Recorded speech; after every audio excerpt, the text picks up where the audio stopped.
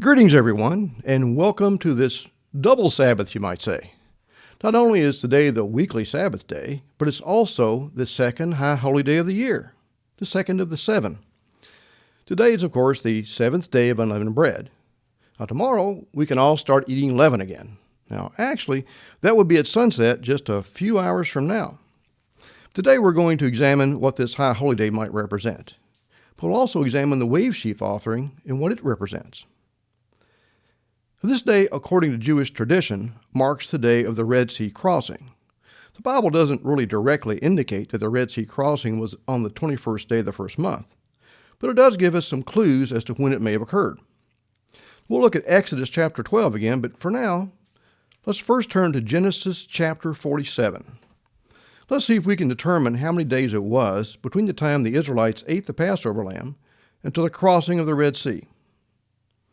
The Red Sea crossing and the destruction of the Egyptian army marks the end of the escape from Egypt and the beginning of the next phase of Israel's history, the 40 years of wandering in the wilderness. So let's go to Genesis 47, and that's verse 4 where we'll start. Let's go back to the beginning, where the Israelites came to be in Egypt. Now, as you might recall, the Israelites were suffering from the famine that Pharaoh had dreamed of, and they went to Pharaoh for help. Again, that's Genesis 47, verse 4. They said, moreover, unto Pharaoh, For to sojourn in the land are we come, for your servants have no pasture for their flocks, for the famine is sore in the land of Canaan. Now therefore we pray you, let your servants dwell in the land of Goshen. Genesis 47, verse 11. And Joseph placed his father and his brethren, and gave them a possession in the land of Egypt, in the best of the land, in the land of Ramses, and Pharaoh, as Pharaoh had commanded. And Israel dwelt in the land of Egypt, in the country of Goshen, and they had possessions therein, and grew and multiplied exceedingly.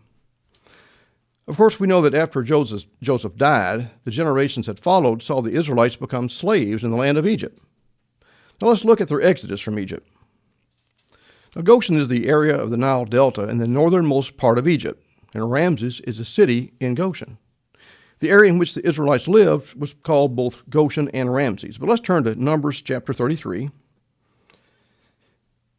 By the time of the Exodus, the Israelite people had become numerous and had spread out in the land of Egypt. They had to gather together again before the Exodus out of Egypt could begin. And they gathered and departed from Ramses. Well, again, that's Numbers 33. We'll begin in verse 1. That's Numbers 33, verse 1. These are the journeys of the children of Israel, which went forth out of the land of Egypt with their armies under the hand of Moses and Aaron. And Moses wrote their goings out according to their journeys by the commandment of the Lord, and these are their journeys according to the goings out. And they departed from Ramses in the first month, on the 15th day of the first month.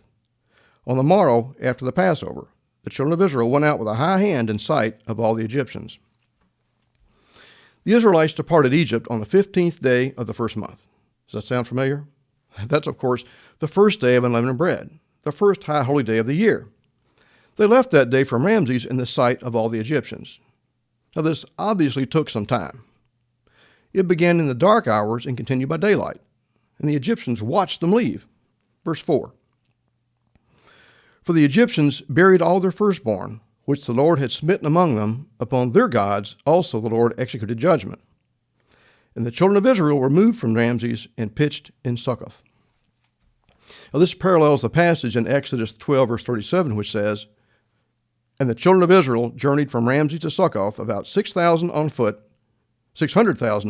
that were men beside children. Okay, back to Numbers 33, verse 6. And they departed from Succoth and pitched in Etham, which is in the edge of the wilderness. And they removed from Etham and turned again into Pihahiroth, which is before Baal-zephon, and they pitched before Migdol.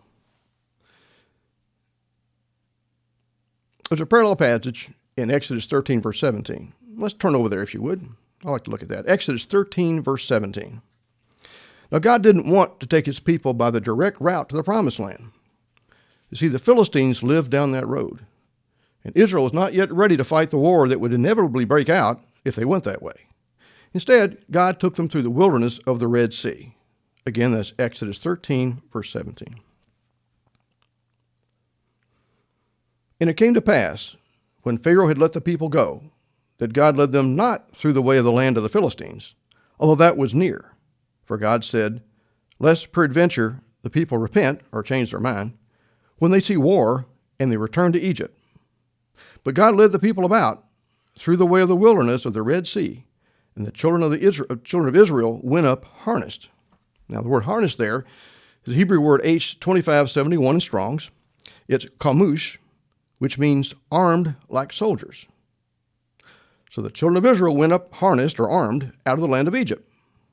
Verse 19. And Moses took the bones of Joseph with him, for he had straitly sworn the children of Israel, saying, God will surely visit you, and you shall carry up my bones away hence with you. And they took their journey from Succoth and encamped in Ethan in the edge of the wilderness. And the Lord went before them by day in a pillar of cloud to lead them their way, and by night in a pillar of fire to give them light to go by day and night. The Israelites were in a hurry to get out of Egypt. Now, Egypt controlled a very large area. To reach the border and cross out of Egypt's territory would take some time. The pillar of fire and the pillar of cloud provided light by day and light by night and cover by day. That allowed the Israelites to travel day and night until they left Egypt's territory. Verse 22. He took not away the pillar of cloud by day, nor the pillar of fire by night from before the people. Well, the next camp we see will be in Exodus 14, verse 2. So let's go to our next verse, which actually begins a new chapter in the Bible. That would be Exodus chapter 14, verse 1. It's the very next verse. And the Lord spoke unto Moses, saying, now this is verse 2, speaking to the children of Israel, that they turn and encamp before Pihahiroth, before Migdol and the sea, over against Baal-zephon. Before it shall you encamp by the sea. Now, for centuries, the actual route of the Exodus has been hotly debated. But in recent years, scholars, archaeologists, and adventurers have discovered what is believed to be the exact route the Israelites took through the wilderness. The route they took to the Nuweiba beach at the Gulf of Aqaba. And if you ever see this, the satellite and photographic evidence is simply amazing. But that goes a little bit beyond the scope of the discussion today. Let's just suffice it to say that the southern route to Mount Sinai could be completed in 1 week's time with the people traveling by day and by night. Drop down to verse 9. If you would, that's Exodus 14, verse 9. But the Egyptians pursued after them, and the horses and chariots of Pharaoh and his horsemen and his army, and overtook them, encamping by the sea beside Pihahiroth, before Baal-zephon. And the angel of God, which went before the camp of Israel, removed and went behind them. And the pillar of the cloud went before their face and stood behind them. And it came between the camps of the Egyptian and the camp of Israel. And it was a cloud and darkness to them. But it gave light to night by these, so that the one came not near the other all the night. Now by this time, Israel had been traveling at breakneck speed day and night for 4 days, only to be blocked by the sea. The Egyptian army was in hot pursuit and camped just the other side of the pillar of cloud, which of course blocked them from overtaking the Israelites. Now I'm sure Israel was exhausted and terrified that night camping on the beach by the sea. They were surrounded, hedged in on the north and the south by the mountains, and blocked to the east by the sea and to the west by the Egyptian armies. Only God could rescue them, and of course he did. That was actually part of his plan. Let's continue in verse 21. And Moses stretched out his hand over the sea, and the Lord caused the sea to go back by a strong east wind all that night, and made the sea dry land, and the waters were divided. And the children of Israel went into the midst of the sea upon the dry ground, and the waters were a wall unto them on their right hand and on their left. And the Egyptians pursued and went in after them to the midst of the sea, even all Pharaoh's horses, his chariots, and his horsemen. And it came to pass that in the morning watch, now this is the first morning when they camped on the beach, the Lord looked unto the host of the Egyptians through the pillar of fire, and said of the cloud, and troubled the host of the Egyptians, and took off their chariot wheels, that they drave them heavily, so that the Egyptians said, Let us flee from the face of Israel, for the Lord fights for them against the Egyptians. And the Lord said to Moses, Stretch out your hand over the sea, that the waters may come again upon the Egyptians, upon their chariots, and upon their horsemen. And Moses stretched forth his hand over the sea, and the sea returned to his strength when the morning appeared. Now this is the second morning. And the Egyptians fled against it, and the Lord overthrew the Egyptians in the midst of the sea. And the waters returned and covered the chariots and the horsemen, and all the host of Pharaoh that came into the sea after them. There remained not so much as one of them. But the children of Israel walked upon dry land in the midst of the sea, and the waters were a wall unto them on their right hand and on their left. Thus the Lord saved Israel that day out of the hand of the Egyptians, and Israel saw the Egyptians dead upon the seashore.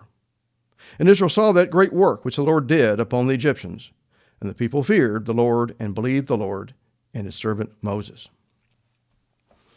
Again, the account is confirmed in Hebrews 33, verse 8, which says, And they departed from before Pihahiroth and passed through the midst of the sea into the wilderness. Now, one possible understanding of the timeline is that on the 15th day of the first month, Israel left Ramses and traveled to Succoth. On the 15th day of the first month, they went from Succoth to Etham on the edge of the wilderness. On the 17th day, they went from Etham to Pihahiroth. I got that right, Pihahiroth. On the 18th day, they went from Pihahiroth to Migdol. That night, the 19th day of the first month, the pillar of fire moved between the camp of Israel and the camp of the Egyptians. Neither could approach the other by day or by night. All night the 20th, the wind blew and parted the waters, so the Israelites could pass through on dry land. Israel crossed the Red Sea on the 20th and on the 21st. Today, if we have discovered the crossing path, and I believe we have, then the path across the Red Sea appears to have been about a quarter to a half a mile wide and 13 miles long. It would take a while to cross a 13-mile seabed, hence there were 2 days involved. The pursuing Egyptian armies were then destroyed, and that would bring us to the 21st day of the first month, which is the 7th day of Unleavened Bread, and the High Holy Day we're observing today. So to summarize one understanding, and there are many, the first day of Unleavened Bread is the day the Exodus out of Egypt began, and the 7th day is the day the Red Sea crossing was completed. It looks as though the Israelites ate unleavened bread from the 15th day of the first month up to and including the 21st day. Of course, we know after that the manna appeared. Now let's turn to the wave sheath. In fact, let's turn over in our Bibles, if you would, to Leviticus 23. That's Leviticus chapter 23. I'd like to examine the instruction about the wave sheath. Now, in my King James Bible, I notice that headings have been inserted. Headings that read the Passover, the 10th plague, death of the firstborn, the Exodus, things like that. These headings, of course, were added later by translators and publishers to help us divide the scriptures into sections in order to enhance our understanding. But sometimes the headings could be an error and indicate a division that's not necessarily there. I believe that might be the case in Leviticus 23. The headings in my Bible for Leviticus 23 say, Feast of the Lord, the Sabbath, the Passover, the Feast of First Fruits, the Feast of Weeks, the Feast of Trumpets, etc. And again, these headings are often added by the publisher and could be an error. I believe the heading, the Feast of First Fruits, and the heading, the Feast of Weeks, should be one and the same. Let's begin with Leviticus 23, verse 9, which is headed in my Bible, the Feast of the First Fruits. Although I think it should probably be titled the Wave Sheath instead. Let's Leviticus 23, verse 9. And the Lord spake unto Moses, saying, Speak unto the children of Israel, and say to them, When you be come into the land which I give unto you, and shall reap the harvest thereof, then you shall bring a sheaf of the first fruits of your harvest unto the priest. Thus the heading, First Fruits. Verse 11. And he shall wave the sheath before the Lord to be accepted for you. When shall he wave it? On the morrow after the Sabbath, the priest shall wave it. So he waves it on the day following the Sabbath. Verse 12. And you shall offer that day, when you wave the sheaf, a he-lamb without blemish of the first year for a burnt offering unto the Lord. And the meat offering thereof shall be 2/10 deals of fine flour mingled with oil, an offering made by fire unto the Lord for a sweet savor, and the drink offering thereof shall be of wine, the fourth part of a hin. And you shall eat neither bread, nor parched corn, nor green ears, until the selfsame day that you have brought an offering unto your God. This word bread is actually the word for food, but especially for grain. So the Israelites were not to eat the grain from the new harvest until the wave sheaf offering had been made, until the sheaf representing the first of the first fruits was waved before the Lord. Then the people had to eat the dried grain from their previous fall harvest. Actually, it was the old grain. They couldn't eat the new grain until that first fruits had been harvested and given to the priest. So after the wave sheaf was offered, then the new grain was harvested and could be eaten. Let's continue in verse 14. It shall be a statute forever throughout your generations in all your dwellings. In verse 11, the wave sheaf is to be presented on the morrow after the Sabbath. Now, some believe the Sabbath referred to here was a high day, the first day of unleavened bread. In this case, the count for the Feast of Weeks would always begin on the 16th day of the first month. The Feast of Weeks, also known as Pentecost, would be 49 days later.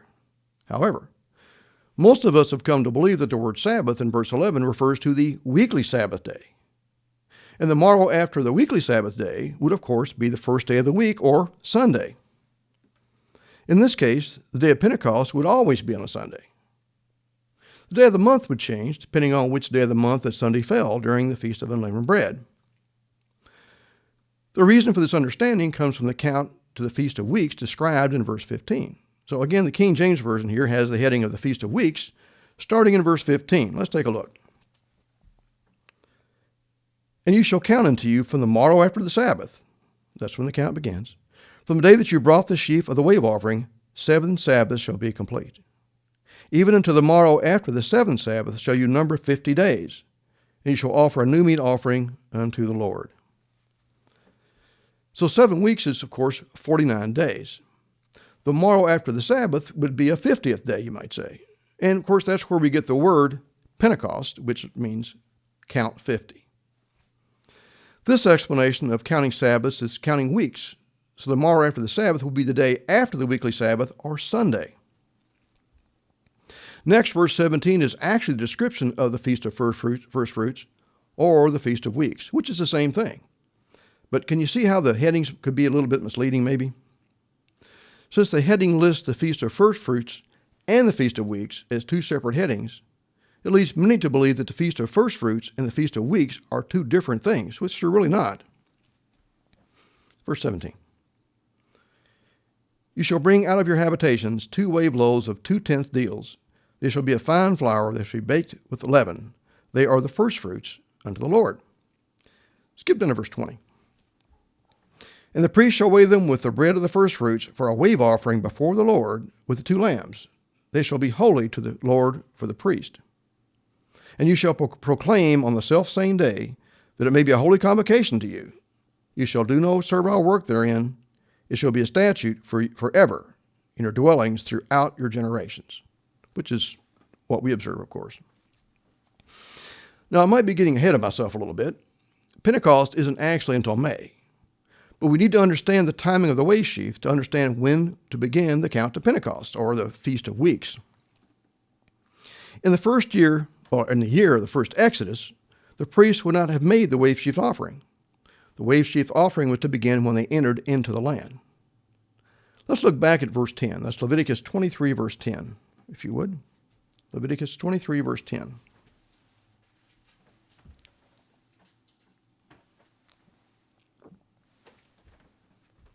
Again, Leviticus 23, verse 10.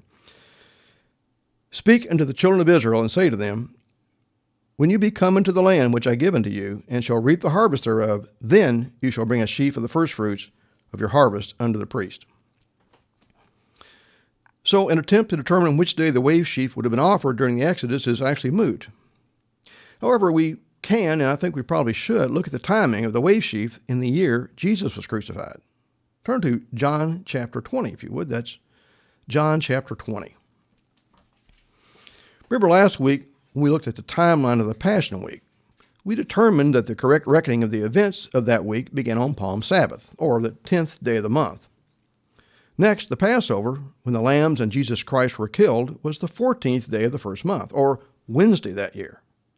Jesus was placed in his tomb late on a Wednesday. we remember that Jesus promised he would be in the heart of the earth for 3 days and 3 nights, or 72 hours. 72 hours later would be late Saturday afternoon, just before sunset, and that's when the resurrection of Jesus actually took place.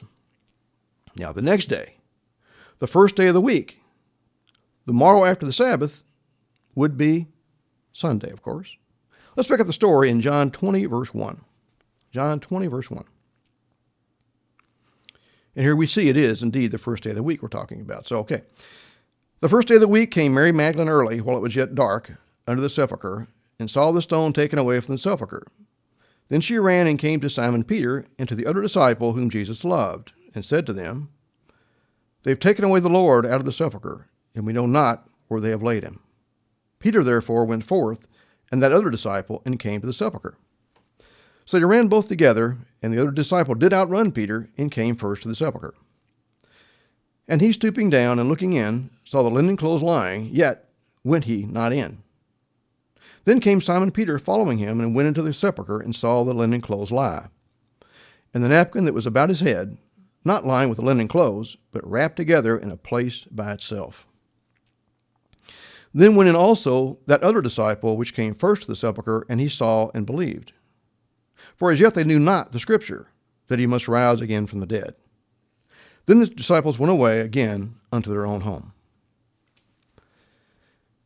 Mary saw the stone was rolled away and ran to tell the other disciples. They all ran back to the tomb, confirmed what Mary said, then the men went back. Verse 11. But Mary stood without at the sepulchre weeping, and as she wept, she stooped down and looked into the sepulchre, and saw 2 angels in white sitting, the one at the head and the other at the feet, where the body of Jesus had lain. And they said to her, Woman, why weep you? She said to them, Because they have taken away my Lord, and I know not where they have laid him. And when she had said thus, she turned herself back and saw Jesus standing, and knew not that it was Jesus. Jesus said to her, Woman, why weep you? Whom seek you?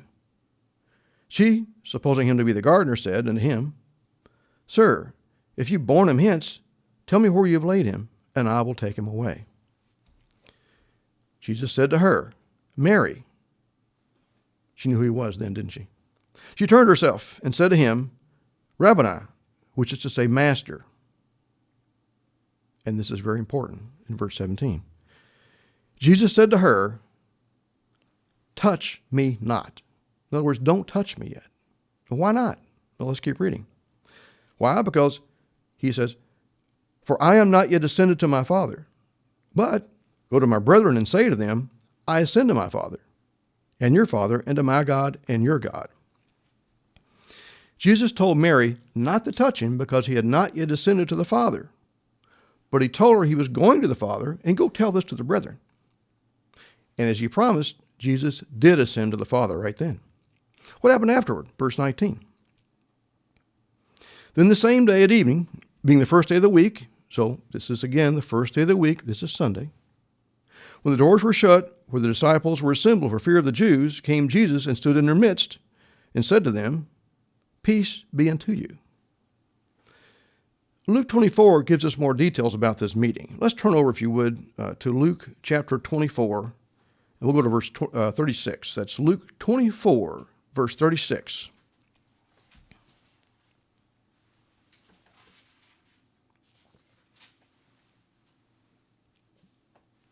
One more time, that's Luke 24, and we'll start in verse 36. And this is the same event, by the way.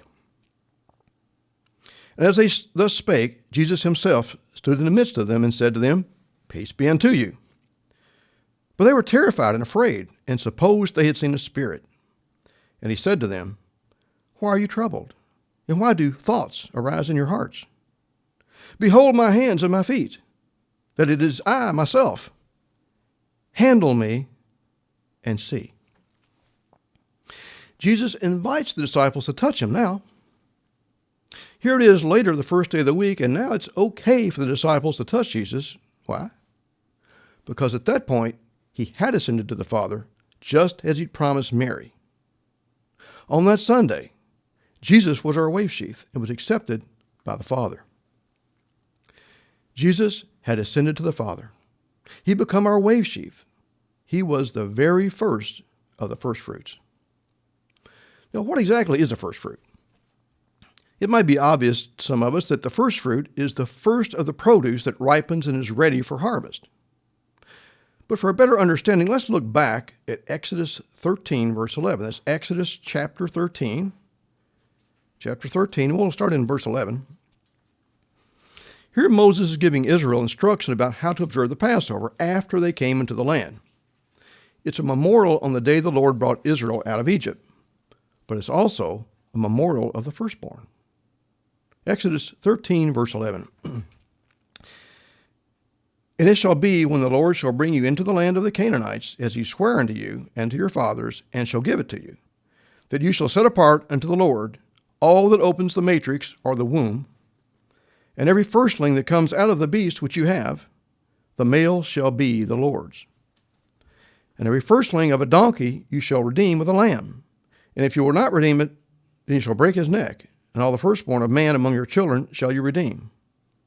Redeem means to purchase or buy back, by the way. And it shall be when your son asks you in time to come, saying, What is this? That you shall say unto him, By the strength of hand the Lord brought us out of Egypt from the house of bondage.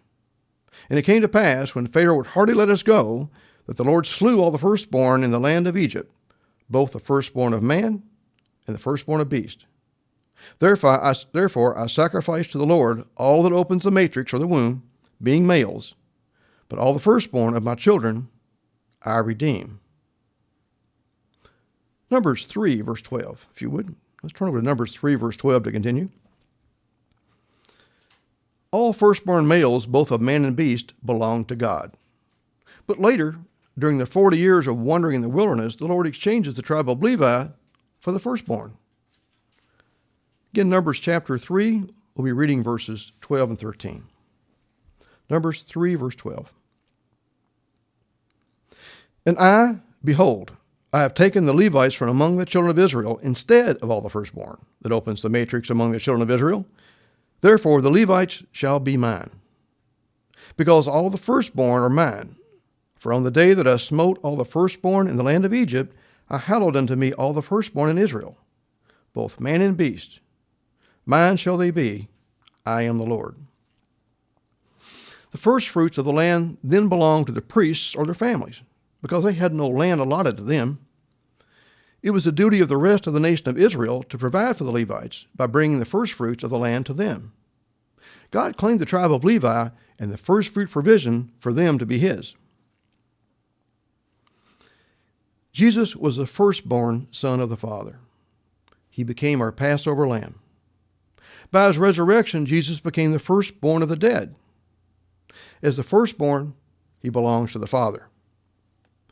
Jesus was offered as our wave sheath, to be the very first of the first fruits, the firstborn of many brethren, because we know that God is creating a great family for himself. The 144,000 in the Revelation is also called first fruits. Let's turn over there to Revelation chapter 14, if you would. It's Revelation chapter 14. We'll start in verse 1. But remember that the firstborn or first fruits were redeemed from God. They belonged to him because God spared the firstborn of Israel from death. God took the Levites as his possession in exchange for the firstborn of all Israel. But what about the firstborn of spirit beings, the firstborn of the dead? Do they have to be redeemed too? Again, Revelation chapter 14, verse 1. And I looked, and lo, a lamb stood on Mount Zion, and with him 144,000, having his Father's name written in their foreheads. And I heard a voice from heaven as the voice of many waters, and as the voice of a great thunder, and I heard the voice of harpers harping with their harps. And they sung as if it were a new song before the throne, and before the four beasts and the elders. And no man could learn that song but the 144,000, which were redeemed from the earth. These are they which were not defiled with women, for they are virgins. These are they which follow the Lamb wherever he goes. These were redeemed from among men. being the first fruits unto God and to the Lamb. Jesus is the very first of the first fruits. The 144,000 of the first resurrection are the rest of the first fruits that will be redeemed from the earth. Of course, we know that after the rest of the dead will be resurrected at a later time, they, however, won't be known as first fruits. They'll be part of the much larger main harvest, and the majority of mankind will be resurrected. The first fruits, including Christ, the first of the first fruits, and the 144,000 that will be redeemed from the earth, make up the rest of the first fruits. Let's go back to the wave sheaf on the day of Pentecost. The count from the wave sheaf to Pentecost is fairly easy to calculate. We just begin the count from the weekly Sabbath day that falls during the Feast of Unleavened Bread. We just move ahead 7 days in 1 week, and that's 50 days, and it will always end on a Sunday. Now, most of the time, the Sunday following the weekly Sabbath, the day we begin the count to Pentecost, will be a regular work day. Most of the time it will be. But this year, that Sunday, which is about a week ago, that was a high day, remember? The day following our last weekly Sabbath was the first day of the Feast of Unleavened Bread. Let's turn to Deuteronomy 16, if you would. Deuteronomy chapter 16. Now here we'll find instructions for how to keep the holy days. Moses wrote the books of Genesis, Exodus, Leviticus, Deuteronomy, and Numbers, the first 5 books of the Bible. So Moses wrote the instructions in Leviticus 23 and the instructions in Deuteronomy 16. Now verses 1 through 8 will be talking about the Passover. Let's start with verse 9. Here's where the count's talked about. Deuteronomy chapter 16, verse 9. 7 weeks shall you number unto you. Begin to number the 7 weeks from such time as you begin to put the sickle to the corn. The day we begin to put the sickle to the corn is the start of the harvest. This day, the first day of the week, most often is a regular work day. But what happens when the first day of the week, Sunday, falls on a holy day, like this year? I'd like to thank my very good friend and brother Alfred for reminding me of this, by the way, but the first day of Unleavened Bread this year was last Sunday. So, do we begin the harvest and put the sickle to the corn on a holy day? That would seem to violate God's law, that we rest and do no work on the Sabbath day. If the harvest could not begin last Sunday, the next morrow after the Sabbath would be tomorrow, since today is the next Sabbath day. Now that would delay the holy day of Pentecost for 1 extra week to become May 23rd this year, since we couldn't start on a Sabbath day because we couldn't put the sickle to the corn. Other people believe that the cutting of the wave sheath was only ceremonial and therefore does not constitute work. It would not be counted as work to go out in the field to cut a single sheaf of grain. Now, in that case, the count to Pentecost began last week on Sunday, the first high holy day of Unleavened Bread. Thus, the Feast of Weeks, or Pentecost, would begin 1 week earlier on May 16th using that reckoning. Now, I can see how each group derived their understanding. Probably more of God's people will keep Pentecost on May 16th this year than those on May 23rd. But those who believe May 23rd is the correct day feel equally strong that your position is correct, and I can understand that. But since there's no consensus on this matter among the brethren, we will have services on both Sundays available on our website, both on May 16th and May 23rd. I would urge you to please observe the day you're convicted of is the correct day. And if we're still not sure, please study the Scriptures and pray about this matter. And as always, follow God's lead. But this was not a problem in the year Jesus was crucified and resurrected from the dead. The wave sheaf in that year was on the very next morning after Jesus was resurrected. He was presented to the Father as our offering, the very first of the first fruits. He was a firstborn dedicated to the Father. He was a Passover lamb. He fulfilled all the requirements in every detail to be able to redeem us all. Is there a future fulfillment of the days of unleavened bread? We don't know for certain. There are some that believe the church will be resurrected on the seventh day of the unleavened bread. Some believe the Passover marks the beginning of the Great Tribulation. The Bible doesn't explicitly say. All we can do is continue to study, pray, and watch as Jesus taught us. We've covered a lot today. It appears that the Israelites ate unleavened bread, the bread of affliction, for 7 days, from the 15th day of the first month unto the 21st day of that month. From the day they left Egypt in haste until the day they were free of Egypt, the day they crossed the Red Sea.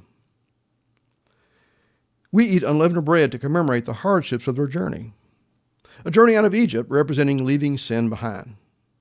Those first 7 days after leaving Egypt were critical, and many were afraid and ready to go back to Egypt and back to sin.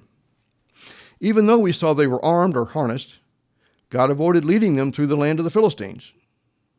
As they left Egypt or sin, they were initially apprehensive and easily swayed to turn back, even though they've been promised a land of milk and honey. You know, many of us who discover the truth of God have the same issue. Many that begin their journey toward the true God, like the Israelites, become a little apprehensive at first. They have a certain level of comfort where they were, despite knowing it's not quite right. Despite knowing that following Christ is what will ultimately get them to the promised land, the kingdom of God.